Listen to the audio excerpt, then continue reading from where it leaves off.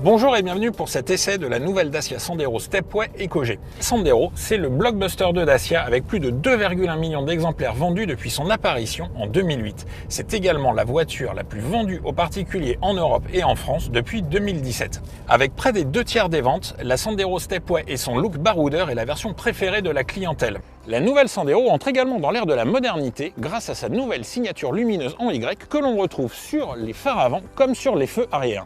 Sur tous les modèles, l'éclairage utilise la technologie LED et non plus halogène pour une meilleure visibilité.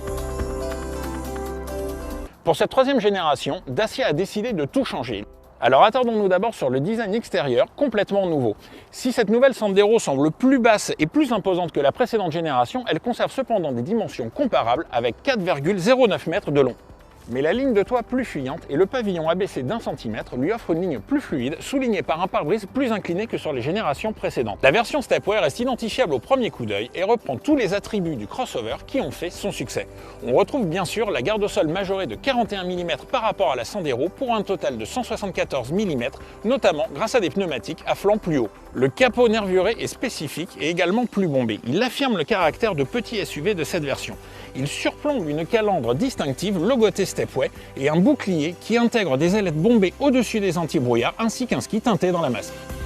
Une nombreuse nouveauté de cette version, c'est son système de barre de toit modulaire. En quelques secondes, elles passent de leur position longitudinale à une position transversale, sans manipulation complexe et grâce à une simple clé fournie avec la voiture. Elle supporte 80 kg et évite d'acheter des accessoires supplémentaires. Bref, c'est simple, économique, fiable, du 100% Dacia. Sa panoplie de baroudeuses est également complétée par de généreux élargisseurs d'arches de roue, ainsi que de bas de porte renforcés et un bouclier arrière avec ski intégré. À l'intérieur, on remarque tout d'abord l'habitabilité en net progrès, aux places arrière qui peuvent accueillir 3 adultes grâce notamment à un rayon au genou en progrès et qui est le record de la catégorie. L'habitabilité n'est pas la seule à progresser dans cette nouvelle Sandero. On note une hausse réelle de la qualité, notamment avec ce revêtement textile sur la partie supérieure de la planche de bord. L'ergonomie progresse aussi avec des commandes regroupées sur le volant, comme par exemple les commandes de régulateur limiteur de vitesse, d'ordinateur de bord ou de commandes vocales. Même constat en ce qui concerne la platine sur la porte conducteur avec les commandes de vitres électriques ou de rétroviseurs électriques et des givrants. Plusieurs équipements font leur apparition, à commencer par le grand écran tactile de 8 pouces qui selon les versions est proposé avec le système Media Display ou MediaNav, tous deux avec la réplication smartphone, filaire ou Wi-Fi selon le système proposé. Un support de téléphone, fixe ou amovible, ainsi qu'une prise USB sont présents sur toutes les versions. Mais l'atout principal reste son volume de coffre qui progresse encore pour atteindre 410 litres. Selon les versions, il est possible d'opter pour un plancher à double niveau qui permet d'obtenir un plancher plat une fois la banquette arrière 1/3 de tiers rabattue. Derrière la trappe à essence, on découvre non pas un mais 2 bouchons, l'un classique pour l'essence et l'autre pour le GPL. Notre version d'essai est en effet un modèle EcoG. Le label EcoG, chez Dacia, cela désigne les moteurs à bicarburation essence et GPL. Le GPL, pour gaz de pétrole liquéfié, est en effet un carburant alternatif à la fois moins polluant et plus économique. Moins polluant car il émet en moyenne 11% de moins de CO2 que l'essence et offre droit à de nombreuses incitations fiscales dans plusieurs pays. Plus économique ensuite car il offre un budget carburant environ 30% moins élevé que l'essence et permet un budget kilométrique plus avantageux. L'intégration de la technologie GPL est faite directement en usine, c'est donc un gage de fiabilité et de sécurité.